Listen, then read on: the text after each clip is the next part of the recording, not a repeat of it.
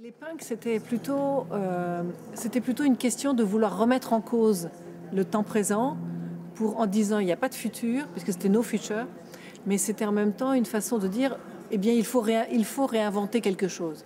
Parce que si on se bat si on est contre le présent, en rébellion contre le présent, et qu'on pense qu'il n'y a pas de futur, ça veut dire qu'il faut inventer.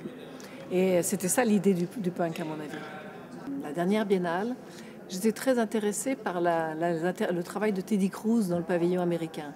Teddy Cruz qui travaille sur les communautés, avec les populations pour essayer de fabriquer un environnement de nature différent pour eux. Et dans cette biennale-là, il y a le studio Mumbai qui travaille aussi, cette fois-ci, sur des nouveaux environnements pour des gens qui ont des nouvelles conditions de vie pour des populations pauvres. Je crois qu'aujourd'hui, ce qui m'intéresse, moi, ce sont les architectes qui se posent la question sociale, qui se posent la question de comment aider les populations à vivre mieux. Je pense que ça, rien que de dire ça, c'est le minimum de devoir d'un architecte.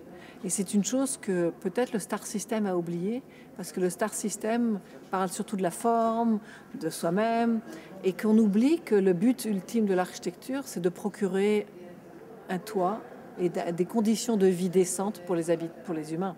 La biennale de Hollein, c'était une biennale qui était une biennale extrêmement forte parce que, rétrospectivement maintenant, vu en regardant la biennale de 1996, tous les gens dont on commençait à parler étaient là, et tous les gens dont on parle aujourd'hui étaient là. Qu'ils soient dans les architectes présents dans la biennale ou dans les Emerging Voices. Mais ce qui me frappe le plus, c'est que de la biennale des Emerging Voices, c'est qu'aucun de ceux qui étaient dedans a disparu.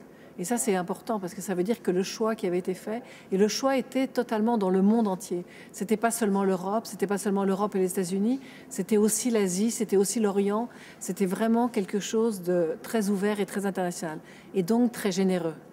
Et ça, c'est ce qui manque aujourd'hui, je trouve, la générosité. Je crois que le devoir d'architecte, c'est d'abord de faire très bien, d'être conscient de tout ce qu'on fait du début jusqu'à la fin, d'être concerné par tout ça et d'essayer de le faire le mieux possible par ce que tout le monde, les architectes, essayent de faire, mais en même temps d'essayer de le faire en adéquation complète avec la demande que l'on fait pour nous.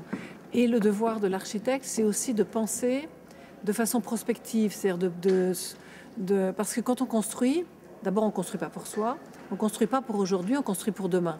Donc comme on construit pour demain, c'est ce que disait Hans Hollein dans ses biennales quand il disait « sensing the future ». Ça veut dire essayer de penser comment ce qu'on va faire va servir demain.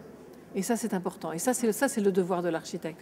C'est pas seulement aujourd'hui, c'est pas sa gloire aujourd'hui, c'est comment ce que l'on fait va servir demain aux autres.